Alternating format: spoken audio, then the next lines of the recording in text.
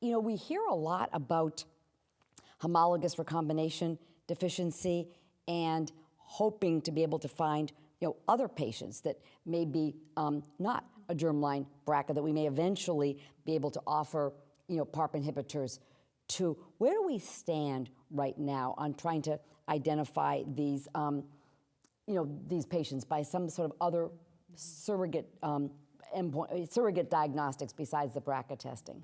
Well, I think that's the goal, find the breast cancers and the non-germline BRCA carriers that are going to respond to PARP inhibitors and other DNA damage agents. So I think they're being developed. I would start by saying they're not in clinical use yet. I would categorize them. I would say one group looks at genomic loss. And I would say that's like the Myriad HRD assay that many of us have read about or heard about. That was tested in the TNT trial to see if you could identify those breast cancers that would also benefit more from platinum than docetaxel, and it was not successful. I do think there was a criticism that they used the primary breast cancers and not a biopsy in the metastatic setting, but that didn't pan out. On the other hand, in the neoadjuvant setting, there are some reports that a higher HRD score will predict for response to platinum or response to other chemo, so there may be something there. A whole nother approach, rather than genomic loss, is looking at these mutational signatures. So the concept there is, in a BRCA-associated breast cancer, there are signatures, there are combinations or patterns of mutations in the tumor, and there are several that are characteristic of those tumors. So can you look in other breast cancers, look for those mutational signatures, and that will predict for similar response to treatment. So we have assays like, or tools like HR Detect, which uses whole genome sequencing. And again, looks very sensitive in the reports to be able to identify patients with germline or somatic BRCA mutations or silencing of the BRCA genes. But again, I think we need to wait and see if these are going to pan out in the clinic. So a lot going on, a lot of interest in this whole, what is the mechanism of DNA repair in these other cancers, and can we exploit that? But nothing for us today in the clinic, nothing yet for us. So Tiffany, where are we going with the PARP inhibitor? We got the single agent, it's a good start. Sure. But what can we add to these things, you know, to help make the next advance? What's the most exciting research going on? So I think there's a trial that reported out recently, you know, in oncology, often when we find one drug that works, we try to combine rational combinations and hope that it'll work even better for our patients. So immuno-oncology has been such a hot field, and checkpoint inhibitors have been exciting.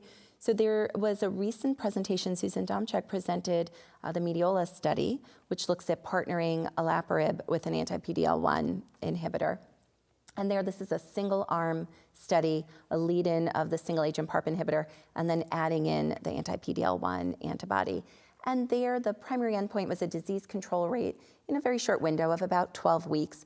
And the study had about an 80% disease control rate at 12 weeks, which is close to essentially what they were aiming for. But when you look at something like an objective response rate, it was quite comparable, say, to the olaparib arm of Olympiad. So I'm not quite sure in that setting how much adding in an IO agent added to single agent olaparib. But it does raise the idea of that paradigm, perhaps, as a maintenance strategy, which is another area to look into. So we've talked a lot about platinum sensitivity and response to platinum as maybe enriching for folks that are going to respond to PARP inhibitors. And the DORA study, which is soon to open and accrue, is trying to answer that very question, really using standard of care platinum chemotherapy as a predictor, if you will, of who will then respond to a PARP inhibitor. So that trial looks at olaparib in patients who've responded to a platinum and add to it durvalumab with olaparib as a maintenance strategy, thinking this is a tolerable regimen to get away from the cytotoxic, but you've potentially enriched for wild-type BRCA patients who may respond to a PARP inhibitor. Because Mediola was BRCA mutation patients. Correct.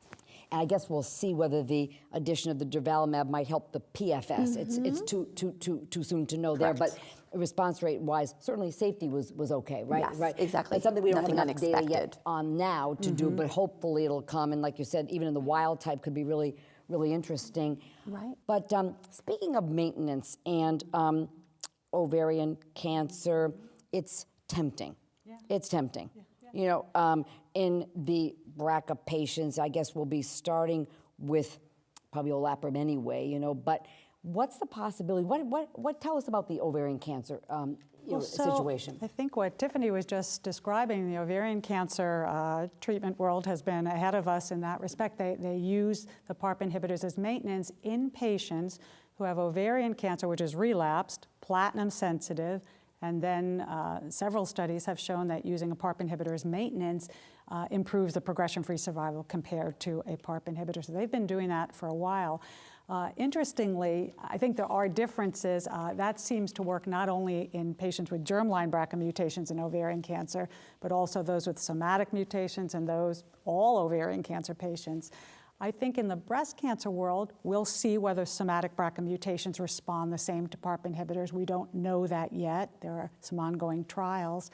And I think in those that don't have, hopefully the platinum sensitivity will be our biologic selector, because I think in general there's less BRCA-ness in wild-type breast cancer than there is in wild-type ovarian cancer. But it's an interesting approach. I would like to see some randomized trials along Yeah, those lines, you know, because there will be some first-line BRCA patients in the metastatic setting who are pretty ill, and we're going to want to give combination chemotherapy, you know, probably with a platinum agent, and then once they get a nice response, Take away the, Simplify. take away the Yeah. toxic Yeah. platinum and give them a and give PARP them- inhibitor.